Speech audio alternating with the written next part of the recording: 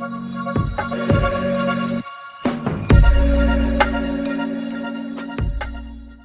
real quick to review what we did for the Oaxaca Travel Platform Market Research 1. We started with market research overview just to gain some quick information. And then we went through and brainstormed all the different segments that exist in the tourism market. And we just knew that for now we only wanted US English and we didn't know much more than that. We stepped back and took a look at the market size using Google Keywords Everywhere and discovered that it's about 1,000 to 2,000 English-speaking tourists.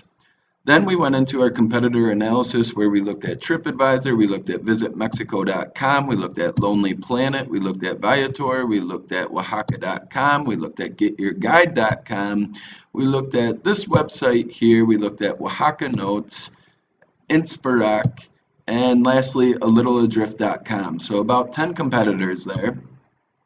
And then we took those competitors and we put them into what is our most direct competition, what's kind of a hybrid level of competition, and who are the indirect competition that we're going against. Once we knew our competition, we defined the competitor dimensions here, and we populated this matrix for the different competitors on the market. And that helped us identify 3 dimensions where we saw some opportunity for differentiation. Now that we kind of had an idea of where we might fit in amongst the amongst the competitors, we went back to our market segmentation, and then we decided exactly which segment of the market we were going to target. And then once we knew what we were going to target, we kind of summarized this in a 2x2 matrix, and we plotted the different competitors in this matrix, and we can see exactly where the gap is, where we can focus on, where currently there's not really a competitor focusing on the specific needs of this customer segment. And with that in mind, knowing exactly which customer segment we're going after, that helped us define our value proposition.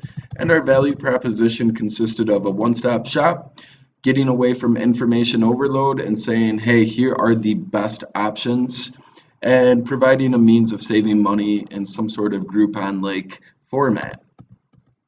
With the value proposition and the customer segment targeted, we were able to define who our avatar was, and this is our avatar. Now the next step is, how do I make money?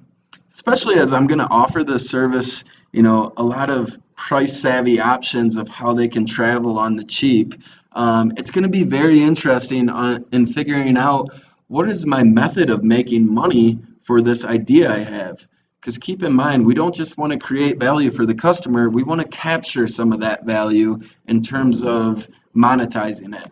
So we'll get into this in the following session, but for now, this gives you an overview of Market Research 1 from start to finish, kind of the process you need to go through in between, hey, I have this idea, and what exactly is that idea? And this is the process that bridges those 2 things.